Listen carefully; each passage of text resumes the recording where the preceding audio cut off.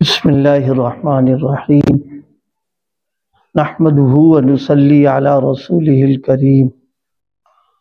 کل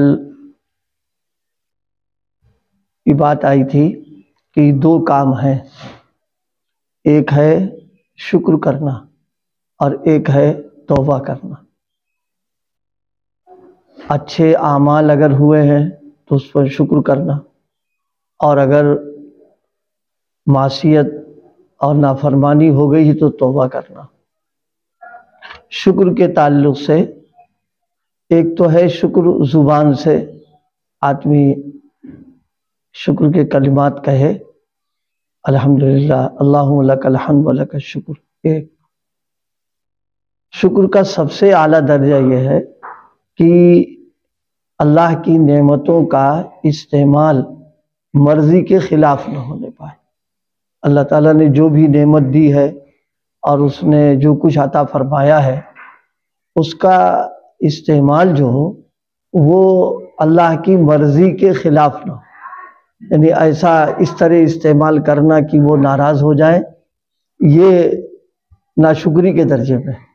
زبان سے تو شکر ادا کر دیا، اب اس سے گناہ کا کام لے رہے ہیں، ان کی مرضی کے خلاف استعمال کر رہے ہیں، تو یہ عملاً جو ہے ناشکری میں آ جاتا ہے۔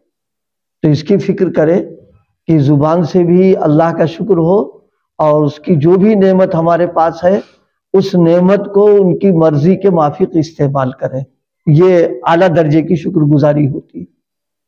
اور دل میں بھی تشکر کا جذبہ ہونا چاہیے کہ ہم اس لائق نہیں تھے، اور بغیر استحقاق کے اور بغیر انعام کے اس نے ہم کو عطا فرما دیا، یہ دل میں آدمی کے رہنا چاہیے۔ تو یہ شکر کے تعلق سے جو ہے یہ تینوں چیزیں دل میں احساس ہو، زبان سے کلمات تشکر کہے، اور اللہ کی مرضی کے خلاف یا ناراضگی والا کام کا عمل نہ کرے، یہ ہے صحیح معنوں میں شکر گزاری۔ شکر گزاری کرنے کا فائدہ، اللہ تعالیٰ کو شکر بہت پسند ہے، اور عام طور پر ہوتا یہ ہے کہ اس پہلو سے غفلت ہوتی ہے۔ خود قرآن پاک میں بھی ہے وَقَلِيلٌ مِّنْ عِبَادِيَ الشَّكُورُ، شکر گزار بندے جو فرمائے کہ وہ کم ہے، یعنی جن میں یہ احساس ہو اور یہ جذبہ ہو کہ اللہ نے ہم کو دیا بغیر استحقاق کے عطا فرمایا، اس کی عنایت ہے، اس کا شکر ہے، کم لوگ ہیں اس طریقے کے لوگ ہیں۔ اس لیے ہم سب لوگوں کی اس کی فکر رہنا چاہیے کہ اللہ کے انعامات پر شکر گزاری ہو۔ بعض اکابر کے سلسلے میں ہے کہ وہ ان کا مستقل ایک معمول تھا کہ رات میں لیٹتے وقت ایک ایک نعمتوں کو اللہ کی سوچتے، اور اللہم لک الحمد ولک الشکر، اللہم لک الحمد ولک الشکر کے کلمات کہا کرتے۔ ہم اتنا نہیں کر سکتے اجمالی طور پر ہی کہ اللہ آپ نے جو کچھ عنایت فرمایا ہم اس پر جو ہے آپ کا شکر ہے الحمدللہ کہہ لے، تو یہ بندے کا ایک کام ہے شکر گزاری۔ دوسرا کام ہے توبہ کر لینا۔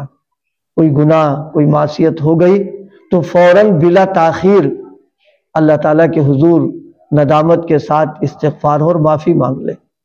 جیسے کپڑے میں یا بدن میں گندگی لگ جائے تو اس کے دھلنے میں اور صاف کرنے میں تاخیر نہیں کرتے ہمیں، بلکہ فوراً اس کو اول کام یہی ہوتا ہے ہمارا۔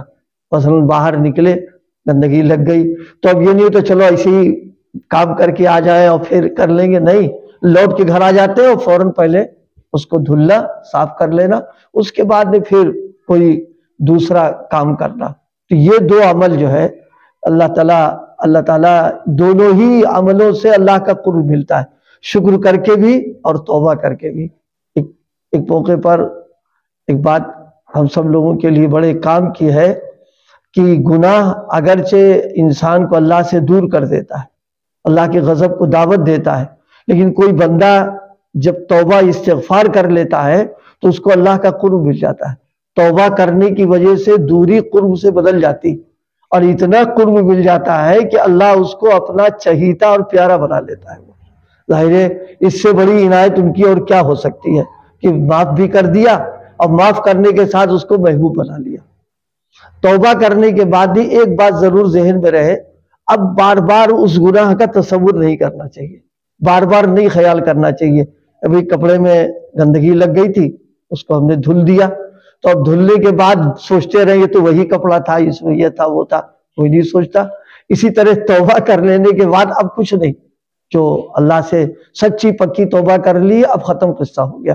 جب وہ اعلان کر ہی رہے کہ ہم نے صاف کر دیا، تب کیا ضرور اس کو بار بار سوچنے کی پڑی ہوئی. اور اگر بالفرض آ بھی جائے تو سرسری طور پر استغفار کر لے، بس کافی اس میں لگ جائے. اللہ پاک ہم سب کو عمل کی توفیق عطا فرمائے. تو شکر کرنا، توبہ کرنا، یہ دو کام بندے کے ہیں، اس کو کرتا رہے. شکر سے بھی عبدیت، توبہ بھی عبدیت اور اللہ کا قرب اور ثواب کا باعث بنتا ہے. اس میں اللہ پاک عمل کی توفیق عطا فرمائے. ذکر کر لو.